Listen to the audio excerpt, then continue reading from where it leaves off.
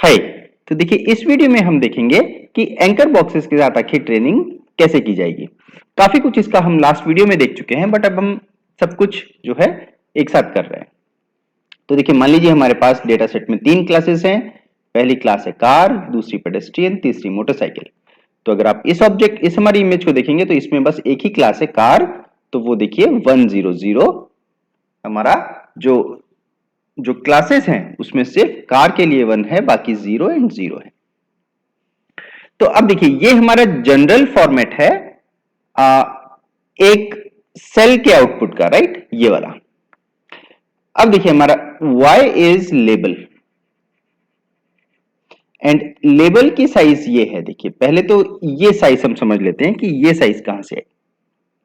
तो देखिए इसको हमने पहले के वीडियोस में कहा था कि ये 3x3x16 भी हो सकता है, राइट। मतलब सेम चीज को, ये जो 2x8 है इसको हमने 16 लिख दिया है, बस और कुछ नहीं किया है। तो ये 16 क्या है, ये 16 देखिए इसकी लेंथ है, तो ये 16x1 है। तो ये 16x1 यहां से आ रहा है। लेकिन 2x8 हम इसको क्यों लिख सकते हैं, ये देखिए ये आपके नंबर ऑफ एंकर बॉक्सेस है। तो हमने कहा है हमारे एग्जांपल्स में कि हम 2 एंकर बॉक्सेस मान रहे हैं, राइट। और ये 8 देखिए ये एग्जैक्टली ये वाली चीज है जिसको हम अभी तक करते आए हैं, राइट। बस अब ये है कि ये मल्टीपल हो गए हैं बिकॉज हमारे पास एंकर बॉक्सेस 2 हैं। तो ये एंकर बॉक्स 1 हो गया, ये एंकर बॉक्स 2 हो गया, राइट। हमने चुना है कि एंकर बॉक्सेस 2 हैं। अगर हमारे 5 होते तो ये जो लेंथ है ये होती 40x1 की, और इसको हम लिख सकते थे 5x8, राइट। नेक्स्ट ये देखिए ये 8 कहां से आ रहा है, 8 आ रहा है हमारे बेसिकली 5 प्लस 3 क्लासेस। अब 5 आता है हमारा PC plus 4 numbers for bounding box. तो अब देखिए ये वाला जो, मान लीजिए अगर हम इसको 1,1 बोलते हैं, तो देखिए ग्रिड सेल 1,1 के करस्पॉन्डिंग, एंड राइट ये 3x3 है क्योंकि आपने इसको S को आपने 3 ले रखा है। तो अब मान लीजिए ये 1x1 ये पहली वाली ग्रिड है। तो देखिए इसमें कोई ऑब्जेक्ट नहीं है, कोई ऑब्जेक्ट नहीं है, तो यानी कि पीसी 0 होगा एंकर बॉक्स 1 के लिए, एंकर बॉक्स 2 के लिए पीसी 0 होगा। एंड देखिए यहां पे ये क्वेश्चन मार्क्स का मतलब ये है कि वी डोंट रियली केयर कि ये क्या नंबर है, 5 है 10 है, जो भी है होता रहे। नाउ इसमें भी नहीं है कोई ऑब्जेक्ट, इसमें कोई ऑब्जेक्ट नहीं है, इसमें कोई ऑब्जेक्ट नहीं है, इसमें कोई ऑब्जेक्ट नहीं है। तो देखिए यहां पे 9 ग्रिड सेल्स में से 8 में कोई ऑब्जेक्ट नहीं है। तो इन सब के लिए ये वाला लेबल बनेगा, राइट। तो जब आप ट्रेनिंग करेंगे तो देखिए इन 8 ग्रिड सेल्स के लिए ये वाला लेबल बनेगा, एंड इस ग्रिड सेल के लिए, इस वाले ग्रिड सेल के लिए देखिए ये वाला लेबल बनेगा। क्योंकि इसमें देखिए एंकर बॉक्स 1 हमने मान लीजिए पेडेस्ट्रियन का लिया था, राइट। तो एंकर बॉक्स 1 मान लीजिए ये वाला था, और एंकर बॉक्स 2 जो है वो थोड़ा सा हॉरिजॉन्टल वाला है। तो एंकर बॉक्स 1 जो है वो पेडेस्ट्रियन के कोरेस्पॉन्डिंग होता है, इसमें पेडेस्ट्रियन नहीं है, तो पीसी 0 है। तो अब बाकी एंट्रीज क्या है वो हमको कोई फर्क नहीं पड़ता। लेकिन इसमें इस ग्रिड सेल में कार है, तो देखिए पीसी यहां पे 1 है, ये उसका बाउंडिंग बॉक्स है। जो भी होता, जो भी इस पर्टिकुलर कार का बाउंडिंग बॉक्स होता वो है क्लास, फर्स्ट क्लास हमने कहा कार है, तो ये कार है, एंड रेस्ट 0 0 है। अब मान लीजिए इसी में कहीं पे पेडेस्ट्रियन भी होता है, इसी ग्रिड सेल में जिसमें कार है, तो फिर वो कुछ हमारा जो लेबल है वो कुछ ऐसा दिखता। या फिर मान लीजिए इसमें अगर पेडेस्ट्रियन होता तो यहां पे 0 होता, ये बाकी सारे क्वेश्चन मार्क होते, और एंकर बॉक्स 1 की जो है वैल्यूज यहां पे पीसी 1 होता। तो अब हमको समझ में आ गया कि आखिर हमारे लेबल कैसे दिखेंगे, राइट। एंड हमारे आउटपुट जो y है उसकी साइज क्या होगी। तो देखिए 3x3, राइट, एंड ये जो इसकी नंबर ऑफ चैनल्स हैं वो इसमें 16 हो गए। आप इसको चाहो तो 2 गुना 8 भी लिख सकते हो, क्योंकि आप इस 16 को आप बेसिकली तोड़ सकते हो दो पार्ट्स में, एंकर बॉक्स 1, एंकर बॉक्स 2 के लिए। अब देखिए टेस्ट टाइम पे आप कैसे काम करेंगे। तो ये इनपुट है, ये आपने योलो आर्किटेक्चर जो आपने ट्रेन कर दिया है, राइट।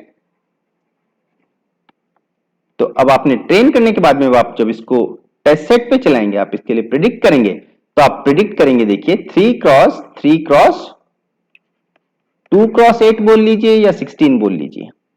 यहां पे क्या होगा, देखिए यहां पे होगा पीसी एंकर बॉक्स 1 के लिए, फिर यहां पे हो जाएगा bx, एंड ऐसे ऐसे करके यहां पे क्लास C3 तक हो जाएगा।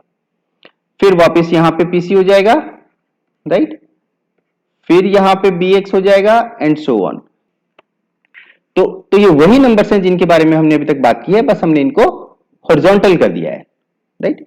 तो अब ये देखिए, ये एंकर बॉक्स 2 के लिए मान लीजिए, और ये वाले 8 नंबर जो हैं ये एंकर बॉक्स 1 के लिए मान लीजिए। तो अब इसके कोरस्पॉन्डिंग देखिए, जब हम प्रिडिक्शंस करेंगे तो अब हमारा एल्गोरिथम आगे क्या करेगा, देखिए आउटपुट ऑफ कोर्स उसका होगा 3x3x2x8 हर ग्रिड सेल के लिए, और हर ग्रिड सेल के लिए 2 एंकर बॉक्स हैं, और हर एंकर बॉक्स के लिए 8 नंबर्स हैं। तो ये टोटल हमारा जो है आउटपुट की डायमेंशंस होगी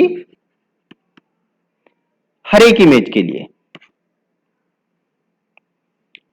तो अब हम देखते हैं कि आखिर आउटपुट कैसा आएगा। 3x3 है हमारी ग्रिड, हर एक के कोरस्पॉन्डिंग एक 2x8 का आउटपुट है, राइट, एंड उसी हिसाब से ये 3x3x2x8 हो गया। नॉन मैक्स सप्रेस आउटपुट हमको लाना है, लेकिन इससे पहले देखिए क्या आउटपुट आता है। हमारी लास्ट वाली जो स्लाइड है उससे देखिए क्या आउटपुट आएगा।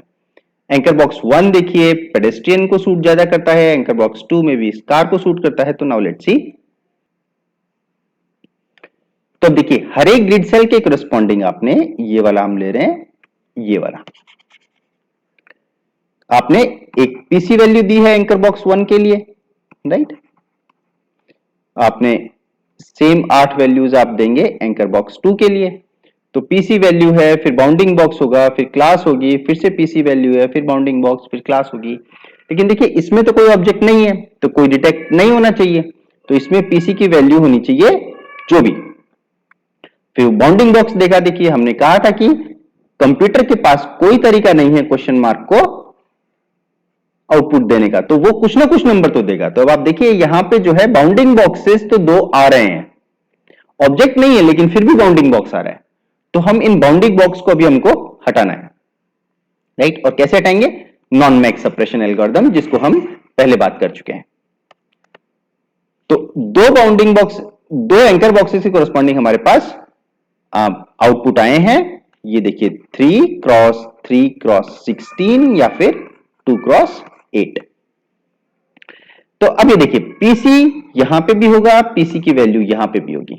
हमने कहा था यहां पे पीसी 0 है, यहां पे पीसी 0 है, लेकिन एग्जैक्ट 0 है ये कोई जरूरी नहीं है। तो हमने ये भी कहा हुआ है कि पीसी की वैल्यू लेट से कि 0.6 से कम है, तो वो आप उसको 0 मान सकते हैं, आप उसको डिस्कार्ड कर सकते हैं। तो यानी कि देखिए एक बीच वाले ग्रिड सेल को छोड़ के, एक इस ग्रिड सेल को छोड़ के बाकी सब में तो किसी में भी ऑब्जेक्ट नहीं है, लेकिन बाउंडिंग बॉक्सेस सब में बने। क्यों, क्योंकि क्वेश्चन मार्क देखिए कैसे आप आउटपुट करेंगे, आप कुछ तो नंबर देंगे ना, 2.4 3.6 जो भी आप नंबर देंगे तो आपको नंबर दे देंगे। लेकिन हम इनको वी डोंट केयर, हम इनको हमारे कैलकुलेशंस में काउंट नहीं करते हैं। ये चीज इस फैक्ट से आ रही है कि पीसी 0 है, पीसी 0 है, तब ये नंबर जो भी है होता रहे, हम इसको डिस्कार्ड करने वाले हैं। एंड सिमिलरली क्लासेस जो भी है होती रहे, हम उनको डिस्कार्ड करने वाले हैं अगर पीसी 0 है तो, क्योंकि उसमें ऑब्जेक्ट ही नहीं है। तो अब ये देखिए पीसी 0 ये सारे डिस्कार्डेड। तो यानी कि जहां जहां पे हर एक उस एंकर बॉक्स में, भाई इसमें देखिए 2 वैल्यूज ऑफ पीसी हैं, क्योंकि 2 एंकर बॉक्सेस हैं। इसने भी कहा 0, यानी कि इस एंकर बॉक्स 1 से मैच होने वाला कोई ऑब्जेक्ट नहीं है। इसने भी कहा 0, यानी कि एंकर बॉक्स 2 से मैच होने वाला भी कोई ऑब्जेक्ट नहीं है। और ये इन सब 8 ग्रिड सेल्स के लिए है, राइट। तो इन सब 8 ग्रिड सेल्स का देखिए ये एक ही आउटपुट है, इसका भी, इसका, इसका, इसका एंड इसका, सिर्फ एक इसका डिफरेंट है। अब इसके लिए देखिए आपके ये होगा आउटपुट, क्यों? देखिए एंकर बॉक्स 1 टाइप का कोई आउटपुट नहीं है, तो उसके लिए पीसी जो है आपके 0 है, या फिर कोई लो वैल्यू थी। एंड ये देखिए इसके कोरेस्पॉन्डिंग यहां पे ये एंकर बॉक्स जनरेट तो हुआ है, राइट, लेकिन उसमें कोई ऑब्जेक्ट तो है नहीं क्योंकि पीसी 0 है, तो हमको इसको भी डिस्कार्ड करना पड़ेगा।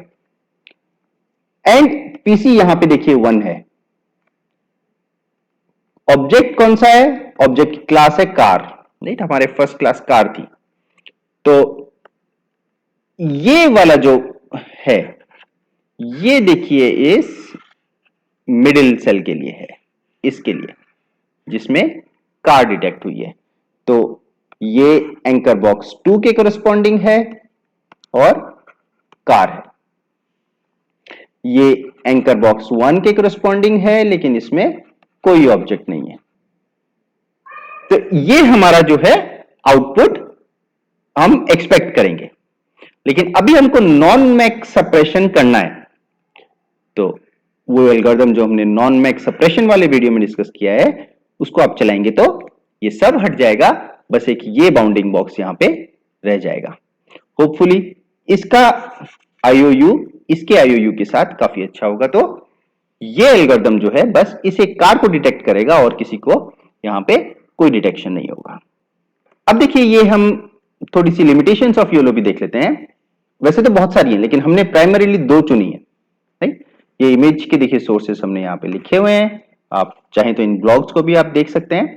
तो अब देखिए आप यहाँ पे कितने ऑब्जेक्ट्स हैं, भाई पर्सन की आपने क्लास ले रखी है, ये यहाँ पे दिख रहा है क्योंकि आप कुछ पर्सन को रिकॉग्नाइज कर रहे हो, राइट। तो इस पे आपने योलो चलाया है और ये आपके ओरिजिनल इमेज है राइट हैंड साइड में, राइट।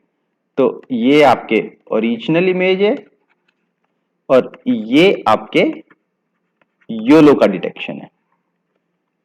तो आप देखिए इसमें कम लोगों को डिटेक्ट किया है योलो ने, राइट, जितने थे उससे कम लोग डिटेक्ट हुए हैं। इन पर्टिकुलर आप इसमें देखिए 1 2 3 4 5 सेंटास को पर्सन्स के रूप में डिटेक्ट किया है योलो ने, लेकिन देखिए ये 5 नहीं है, ज्यादा है, 1 एंड 9, राइट, 10। तो यहां पे देखिए इस पर्टिकुलर रेलिंग के इधर 9 या 10 पर्सन्स हैं जिनमें योलो ने सिर्फ 5 को डिटेक्ट किया है और इस पर्टिकुलर पार्ट को इसने एज अ बैकपैक डिटेक्ट किया है।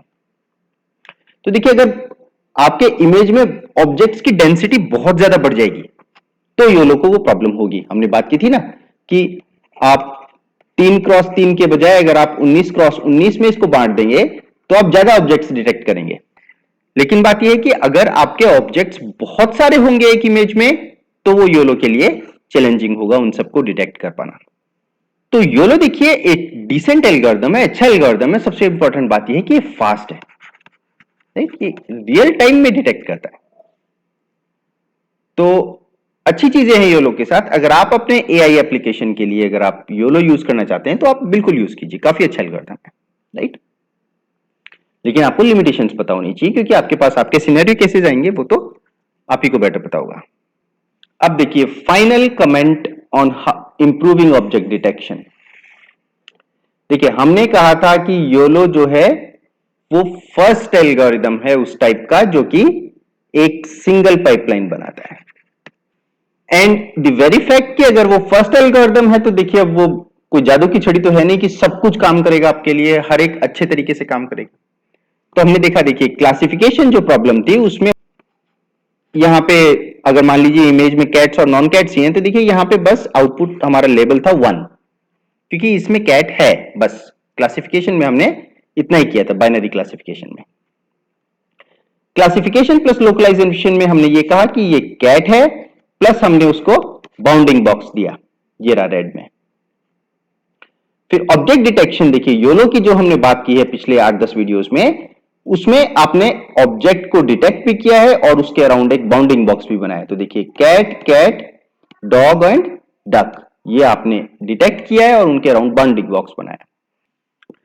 पर अब आप ये देखिए, बाउंडिंग बॉक्स तो रेक्टेंगुलर ही होता है ना, आपका ऑब्जेक्ट चाहे कैसा भी हो, बाउंडिंग बॉक्स रेक्टेंगुलर होना वो थोड़ा सा अखरेगा। तो आपको जो है अब इसमें आपके इंप्रूवमेंट्स चाहिए होंगे कि भाई आप डिटेक्ट करने लगे हैं, अच्छी बात है, बट अब आप मेरे को बाउंडिंग बॉक्स मत दीजिए, अब आप मेरे को ढंग से सेगमेंट करके दीजिए कि एग्जैक्टली ये ऑब्जेक्ट है। तो देखिए ये वाला पार्ट यहां तक तो हम कर चुके हैं, राइट। ये वाला पार्ट हम बाद में कभी करेंगे, एक बार हम एनएलपी और बाकी बेसिक्स कर लें, फिर हम इन सबको करेंगे। इनफैक्ट सेगमेंटेशन लाइन का तो हमने कोई भी काम जो है इन वीडियोस में अभी तक लिया ही नहीं है। तो देखिए ये मच बेटर आउटपुट होगा कि भाई आपने बजाय ये रेक्टेंगुलर बॉक्सेस देने के आपने बाउंड्रीज मार्क कर दिए हैं कि ये कैट, ये दूसरी कैट, ये डॉग एंड ये डक। इस वीडियो में बस इतना ही। आपको देखिए अगर लगता है कि हमारे वीडियोस यूजफुल होते हैं, आपके कैरियर एडवांसमेंट में काम आएंगे, तो प्लीज आप इनको लाइक कीजिए, शेयर कीजिए, सब्सक्राइब कीजिए। Thank you.